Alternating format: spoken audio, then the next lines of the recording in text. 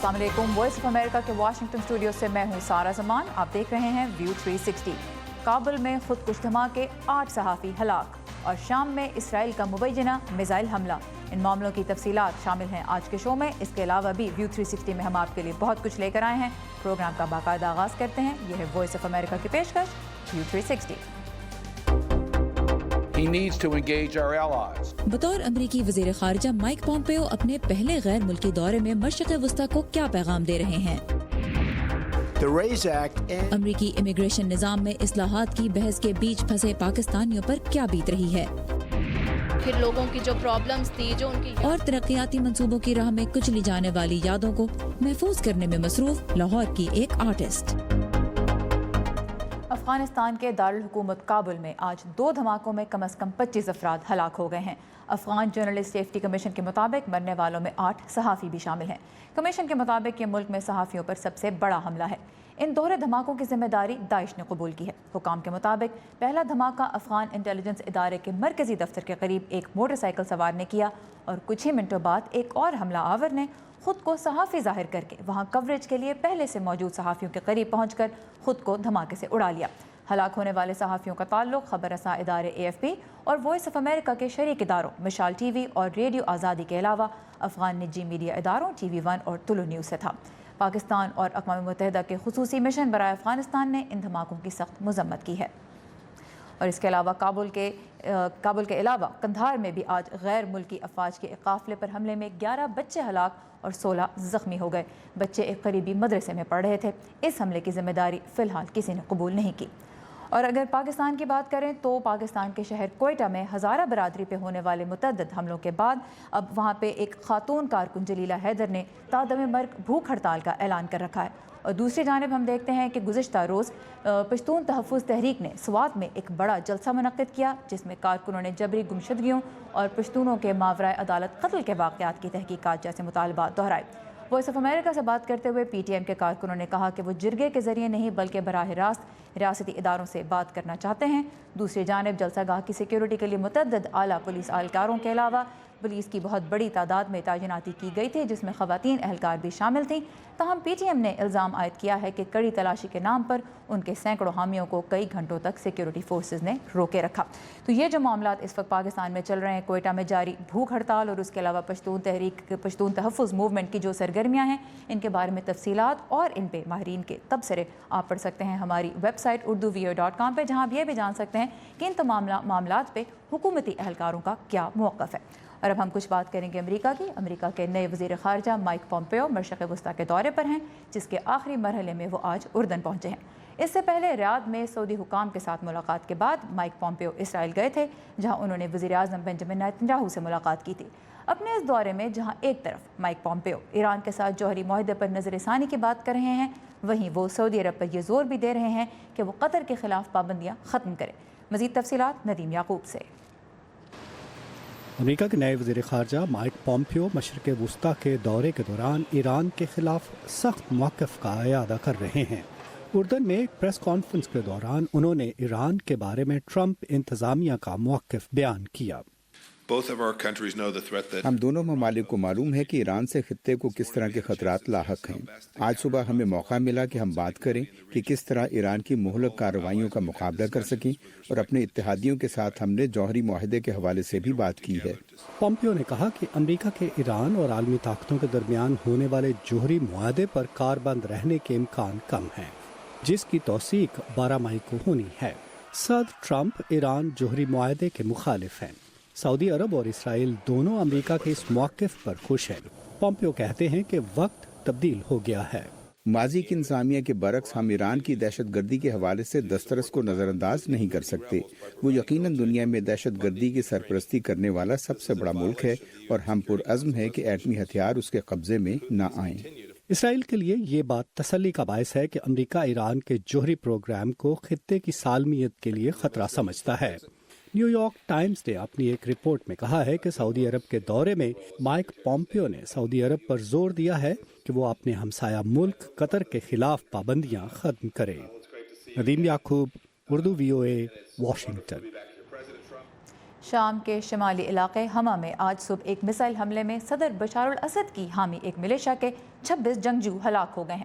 شام میں تشدد پر نظر رکھنے والی برطانوی تنظیم سیرین آبزرویٹری فار ہیومن رائٹس نے دعویٰ کیا ہے کہ ہلاک ہونے والوں میں کئی ایرانی شہری بھی شامل ہیں۔ آبزرویٹری کے مطابق حملہ بظاہر اسرائیل نے کیا، جس کا ہدف شام کے شہر حما میں واقع بریگیڈ 47 نامی فوجی اڈے پر موجود ہتھیاروں کا ایک گودام تھا، جہاں زمین سے زمین پر مار کرنے والے میزائل رکھے جاتے ہیں۔ اسرائیل نے تاحال اس حملے میں ملوث ہونے کے الزام کی تصدیق یا تردید نہیں کی، لیکن وہ شام میں گزشتہ 7 سال سے جاری خانہ جنگی کے دوران مختلف اہداف کو نشانہ بنا چکا ہے۔ اور برطانیہ میں وزیر داخلہ کا عہدہ پہلی بار ایک پاکستانی نژاد برطانوی ساجد جاوید کو سونپا گیا ہے۔ ان کے بارے میں مزید جاننے کے لیے آئیے ہماری ویب سائٹ urduvoa.com پر، جہاں پاکستان سمیت دنیا بھر سے تازہ ترین خبروں کا سلسلہ ہر وقت جاری رہتا ہے۔ دنیا کے مختلف ملکوں سے امریکہ آ کر آباد ہونے والے جب یہاں کی شہریت حاصل کر لیتے ہیں تو پھر وہ اپنے خاندان کو بھی یہاں منتقل کرنے کے لیے کارروائی کر سکتے ہیں۔ صدر ٹرمپ ان قوانین میں تبدیلی لا کر خاندانی بنیادوں پر غیر ملکیوں کی امریکہ آمد کا سلسلہ ختم کرنا چاہتے ہیں، تاہم کئی اراکین کانگریس اس کے خلاف ہیں۔ ثاقب الاسلام نے یہ جاننے کی کوشش کی کہ وہ پاکستانی جن کے خاندان امیگریشن نظام میں تبدیلی کی بحث کے بیچ پھنسے ہیں، ان پر کیا بیت رہی ہے۔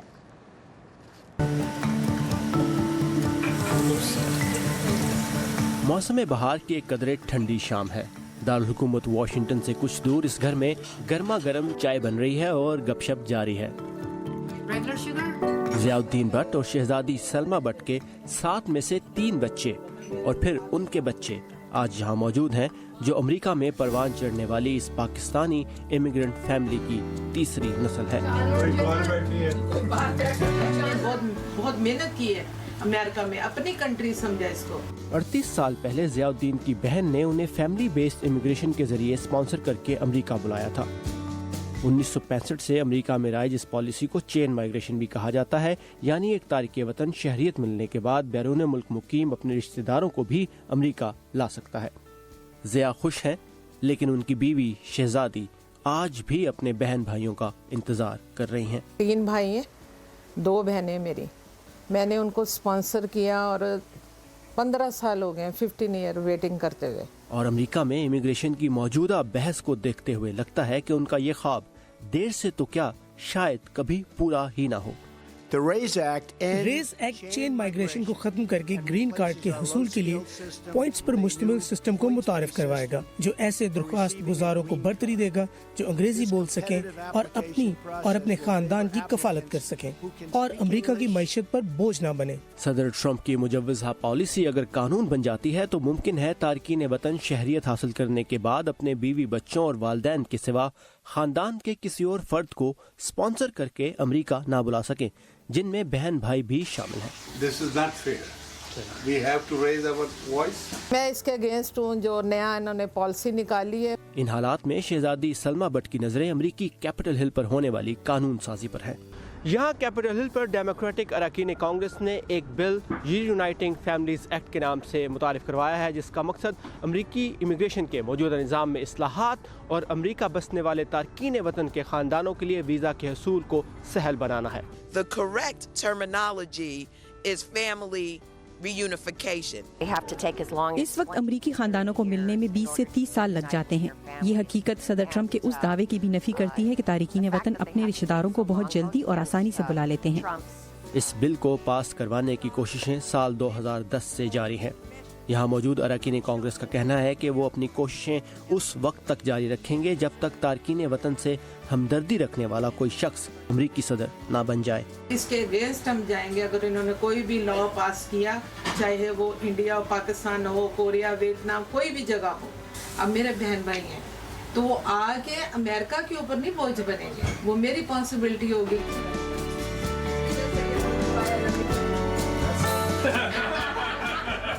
ثاقب الاسلام، اردو VOA، سینٹرل ورجینیا۔ امریکہ کے سرکاری اعداد و شمار کے مطابق تارکین وطن میں بے روزگاری کی شرح ملک کی مجموعی شرح بے روزگاری سے کم ہے۔ صدر ٹرمپ کی تجویز کردہ امیگریشن اصلاحات کے مطابق امریکہ آنے والے تارکین وطن کو ان کی ملازمت، انگریزی بولنے کی صلاحیت، عمر، تعلیم اور تجربے کی بنیاد پر پرکھا جائے گا۔ آج میرے مہمان اسی موضوع پر ہیں امیگریشن قوانین کے ماہر وکیل محمد علی سید. محمد علی, ویلکم ٹو ویو 360. ہم نے دیکھا کہ چین مائیگریشن کے بارے میں صدر ٹرمپ کا موقف جو ہے وہ بہت سخت ہے. وہ اس کو ختم کرنا چاہتے ہیں اور پوائنٹس بیس سسٹم لے کر آنا چاہتے ہیں. آسٹریلیا اور کینیڈا میں پوائنٹس بیس سسٹم آلریڈی رائج ہے, تو پھر امریکہ میں کیوں اس کے بارے میں مخالفت ہم دیکھ رہے ہیں؟ شکریہ سارہ, بہت دلچسپ موضوع ہے یہ. اور ایک بات میں واضح کرنا چاہتا ہوں کہ یہ جو ٹرم ہے چین مائیگریشن, یہ ایک سیاسی مقاصد کے لیے جو اس ملک میں رائٹ ونگ پارٹیز ہیں انہوں نے یہ ایجاد کی ہے. یہ قانون میں اور کسی بھی ٹیکسٹ کے اندر چین مائیگریشن جو لاز ہیں وہاں یہ ٹرم یوز نہیں ہوتی. جو میں کلیریفیکیشن یہ کرانا چاہتا ہوں کہ جو ٹرم ہے فیملی یونیفیکیشن ہے, وہ اس ملک کی بنیاد ہے جس پہ یہاں پہ آنے والے اپنی فیملیز کو بلاتے ہیں اور سیٹل کرتے ہیں, خاندانوں کو متحد کرنا, فیملی یونیفیکیشن. ٹھیک, ایگزیکٹلی. کیونکہ جو بھی یہاں آتے ہیں محنت کرتے ہیں جابس کرتے ہیں وہ اس بنیاد پہ کرتے ہیں کہ کل کو وہ اپنے ماں باپ, اپنے بہن بھائی, اپنی فیملی کو یہاں یونیفائی کریں, ان کو ساتھ کریں. تو یہ چین مائیگریشن کا جو کانسیپٹ ہے اس میں یہ کلیریفیکیشن میں کرنا چاہتا تھا کہ یہ تو امریکہ کی فاؤنڈیشنز اس پہ بیسڈ ہیں. دوسرا یہ کہ اس میں بہت ڈیلیز ہیں. آلریڈی کوئی ایسا نہیں ہے کہ یہاں کوئی ایک امیگرینٹ آتا ہے اور اس کے ساتھ سارا خاندان بھی ساتھ آ جاتا ہے. 10, 15, 20 سال تک ویٹ کرتے ہیں لوگ, اور پھر سارے کنٹریز کے کوٹاز ہیں, ہر کنٹری کے کوٹا ہے, اس لیے اس میں ٹائم لگتا ہے کہ ساری دنیا سے ریپرزنٹیشن ہو, ڈفرینٹ کنٹری سے لوگ آ سکیں. کہ بہت آسان نہیں ہے لوگوں کے لیے یہاں پہ اپنی فیملیز کو لے کر آنا. پوائنٹس بیس کے بارے میں بات کرنا چاہتی ہوں. کیا امریکہ میں ہم کسی شکل میں آلریڈی پوائنٹس بیس سسٹم دیکھ رہے ہیں؟ بالکل. مطلب جو یہ بھی ایک جو آئیڈیا ہے کہ یہاں پہ امیگرینٹس جو ہیں وہ میرٹ بیس پہ نہیں آ رہے, تو میں یہ کہوں گا کہ آلریڈی یہاں پہ ایک میرٹ بیس سسٹم جو ہے وہ رائج ہے. لائک آپ H1B ویزا لے لیں, ہمارے پاکستان سے ڈاکٹرز آپ دیکھ لیں جتنے ٹاپ یونیورسٹی سے پڑھ کے آتے ہیں ان کو بھی بڑی دشواری ہوتی ہے, اور لیکن آپ دیکھیں گے کہ سارے ہائیلی ایجوکیٹڈ جو امپلائیز ہیں وہ ان کے امپلائرز ان کو سپورٹ کرتے ہیں. وہ اکثر کئی سال امپلائرز ان کی جو اپلیکیشنز ہیں ان کو سپورٹ کر رہے ہوتے ہیں. تو یہ ایک کانسیپٹ, یہ بھی ایک غلط کانسیپٹ ہے کہ یہاں پہ میرٹ بیس سسٹم آلریڈی نہیں ہے. ٹھیک.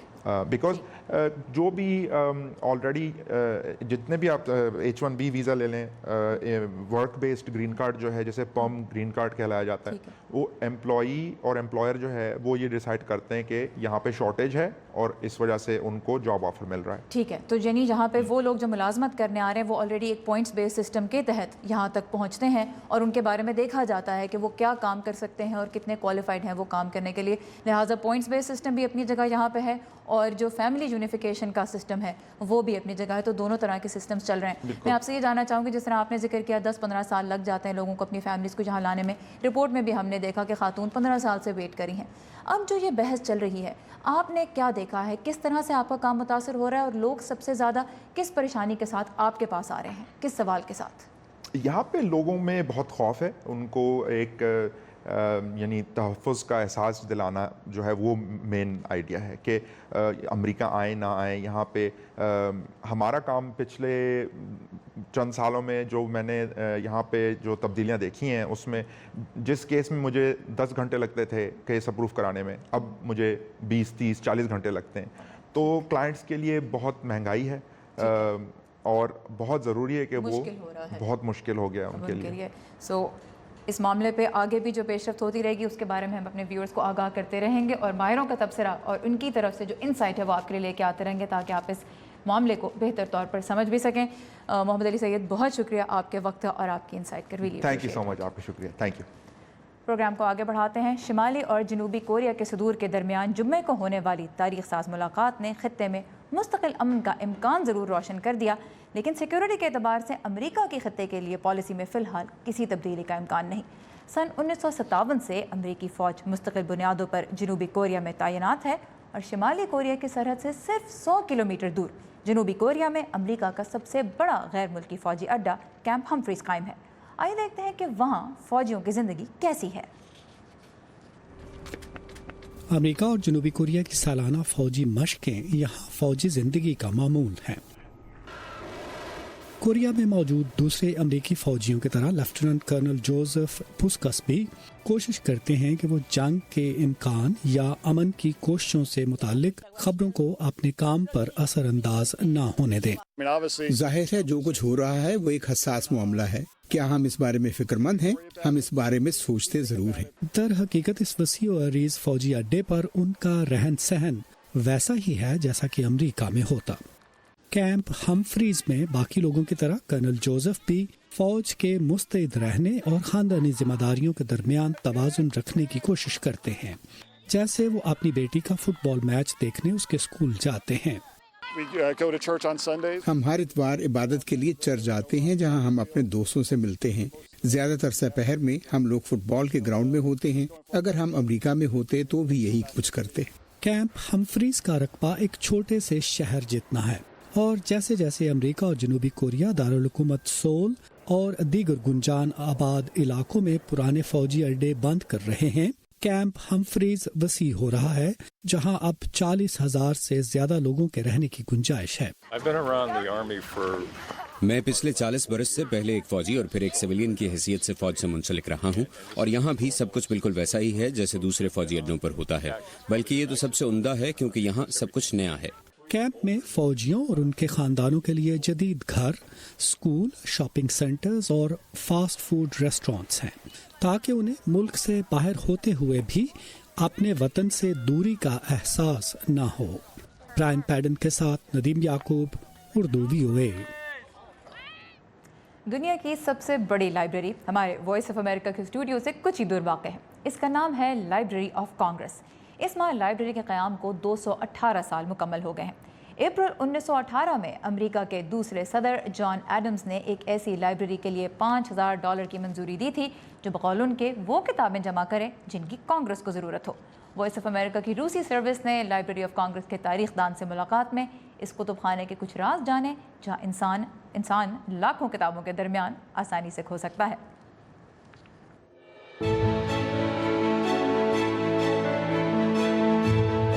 लाइब्रेरी ऑफ कांग्रेस में रखी सब किताबें एक जन्म में तो नहीं पढ़ी जा सकती। The longer I'm here, the less I really know, but I do know quite a bit.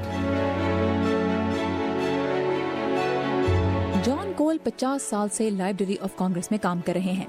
वो इसकी तारीख, इसके राज और इससे जुड़े किस्से कहानियों पर घंटों बातें कर सकते हैं। जैसे कहा जाता है कि लाइब्रेरी के एक साबिक अहलकार मिस्टर सैपफोर्ड का भूत आज भी इस इमारत में क़ारीन की मदद करता है। किस्सा ये है कि वो याद करके बता सकते थे कि कौन सी किताब कहाँ रखी है। बहुत सी ऐसी कहानियाँ हैं कि वो कहते कि नीचे कमरा नंबर 4 में शेल्फ नंबर 3 के एक सिरे पर वो किताब है जो आप ढूंढ रहे हैं और इसकी जिल्द सब्ज है।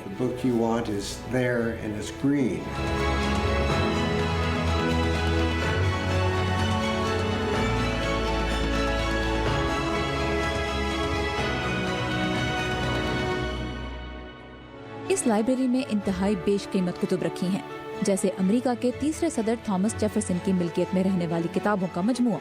1812 में बरतानवी फौजियों ने लाइब्रेरी ऑफ कांग्रेस की इमारत को आग लगा दी तो जेफरसन ने लाइब्रेरी चलाने के लिए अपनी जाती कुतुब इसे फरोख्त कर दी। बदकिस्मती से लाइब्रेरी में 1851 में आग लग गई, जिससे जेफरसन की ही नहीं लाइब्रेरी की बेशतर किताबें जल गईं। लाइब्रेरी ऑफ कांग्रेस में सिर्फ किताबें ही नहीं रखी, यहाँ नक्शे, टेलीफोन डायरेक्टरियाँ, कॉमिक बुक्स का सबसे बड़ा मजमुआ और नाबीना अफराद के लिए ब्रेल में लिखी और सौती कुतुब भी मौजूद हैं। We add 10,000 items a day. हम रोजाना 10,000 नई चीजें शामिल करते हैं। कहाँ जाती हैं वो? एक तरफ यहाँ जगह खत्म हो रही है, लेकिन फिर भी मिल जाती है। Out of space, even though we keep finding space. जगह के साथ साथ लाइब्रेरी को फंड्स और जदीद टेक्नोलॉजी की कमी का सामना भी है, लेकिन अब कांग्रेस ने इसे निजी जराये से रकम जमा करने की इजाजत दे दी है। नई टेक्नोलॉजी से रिवायात बरकरार रखते हुए भी काम अब तेजी से हो रहा है। और जगह कहाँ है? हो सकता है मिस्टर सैपफोर्ड का भूत कोई नया कमरा भी तलाश कर ले।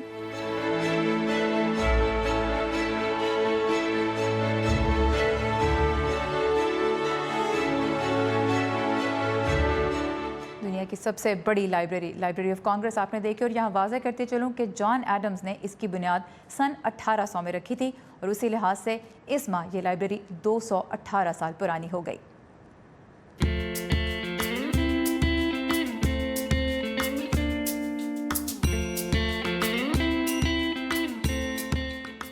لاہور میں پبلک ٹرانسپورٹ کے منصوبے اورنج لائن ٹرین کے راستے میں آنے والے سینکڑوں گھروں اور دکانوں کو خالی کرایا گیا، جن کے ساتھ لوگوں کی کئی دہائیوں کی یادیں وابستہ تھیں۔ مسمار ہوئی عمارتوں کو لاہور کی ایک ویژول آرٹسٹ نے اپنے کام میں محفوظ کیا ہے، جسے لوگ ہاتھ لگا کر محسوس کر سکتے ہیں۔ کیسے؟ آئیے دیکھتے ہیں آج کے میڈ ان پاکستان میں۔ میں نے جو اپنا کام ہے 2-3 سال پہلے ایک ریسرچ سے سٹارٹ کیا تھا، چونکہ میں میٹرو لائن کے اوپر ریسرچ کر رہی تھی کہ کس طرح سے اس کی زد میں آنے والے جو گھر ہیں وہ کس طرح سے تباہ ہو رہے ہیں۔ آیا اربن ڈیولپمنٹ وہ کسی پازیٹیو مرحلے کی طرف ہے یا وہ کسی نیگیٹو ایکسپیکٹ کو ٹچ کر رہی ہے۔ پورا تعمیر ہوا گھر اگر آپ ایک سیکنڈ میں سوچیں کہ وہ آپ کے سامنے گر جائے تو کیا بات ہوگی۔ میرا نام رضا فاطمہ ہے، میں نے NCA سے لاسٹ ایئر ماسٹرز کیا ہے ویژول آرٹس میں 2016 میں، اور میں لاہور بیسڈ آرٹسٹ ہوں۔ میں NCA میں جاب کر رہی ہوں۔ میری سراؤنڈنگس میں جو بھی چیزیں ریلیٹیبل ہوتی ہیں ہیومن سفرنگ سے، میں ان کو ڈاکومنٹ کرتی ہوں۔ Making in the form of pictorial بھی ہوتی ہے، جس میں ڈاکومنٹیشن ہوتی ہے، پکچرز ہوتی ہیں۔ اس کے بعد جو ہے اس میں یہ ہے کہ اس کو پراپر ایک ریلیف اسکلپچر فارم میں اس کو ڈیولپ کرنا شروع کر دیتی ہوں۔ جن مسئلوں سے ہمارا شہر لاہور گزر رہا تھا اور جس طرح سے تعمیر کا ایک سلسلہ جاری و ساری ہو گیا تھا، اسی سلسلے میں جو جتنے گھر آئے اور پھر لوگوں کی جو پرابلمز تھی، جو ان کی یادیں جڑی ہوئی تھیں، میرے خیال میں وہ سب سے زیادہ جو تھیں حیران کن اور تباہ کن بات تھی۔ وہی گھر تھے جو کہ مطلب اپنی موجودہ حالت میں ہمیں نہیں نظر آتے۔ وہیں سے میرا کام ڈیولپ ہوا، وہاں سے پھر میں نے جو ہے شاکر علی میوزیم میں ایک اپنا ایگزیبیشن کیا، جس کا سولو شو ابھی میرا ریسنٹلی ایگزیبٹ ہوا ہے۔ برکس ہوتی ہیں وہ ووڈ کی ہوتی ہیں، ڈفرینٹ ڈائز یوز کرتی ہوں، جس میں آئل پینٹ ہوتے ہیں، ایکریلک ہوتے ہیں، واٹر بیسڈ ہوتے ہیں۔ وہ ڈائز کرنے کا مقصد یہ ہوتا ہے کہ اس کو بالکل ویسی ہی لک کو اچیو کرنا کہ جو کہ آپ کو اولڈ بلڈنگ کے اندر نظر آتی ہے، بہت انفینش لک کے ساتھ، جو کہ کنسٹرکٹ بھی ہو رہا ہے، ڈی کنسٹرکٹ بھی ہو رہا ہے۔ وال ہینگنگز میں آ گئے ہیں، اور کچھ کام جو ہے وہ میرا بالکل سینٹرلائز انسٹالیشنز ہیں، جس کے سراؤنڈ میں آپ پراپرلی موو کر سکتے ہیں۔ جس طرح سے گھر بنانے میں ایک پورا ایکسپینس ہوتا ہے، جس طرح گھر بنانے میں ایک پوری فیل ہوتی ہے، اسی طرح سے اس سملیرٹی جو ہے وہ ڈرا کی، اور میں نے اسی پیشنس اور اسی ٹالرنس کے ساتھ میں نے وہ چیز کو محسوس کیا۔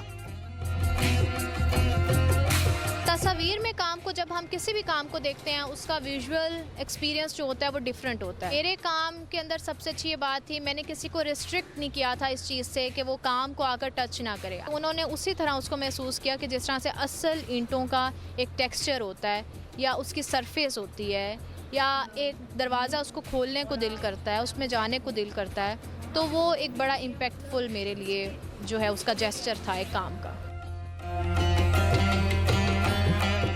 یہ تھا ہمارا آج کا ویو 360 پروگرام کے بارے میں اپنی رائے اور تجاویز آپ دے سکتے ہیں facebook.com/VOA اردو کے پیج پر، اور تازہ ترین خبروں کے لیے فالو کیجیے ہمارا ٹویٹر ہینڈل @urduvoa۔ سارا زمان کو اجازت دیجیے، خدا حافظ۔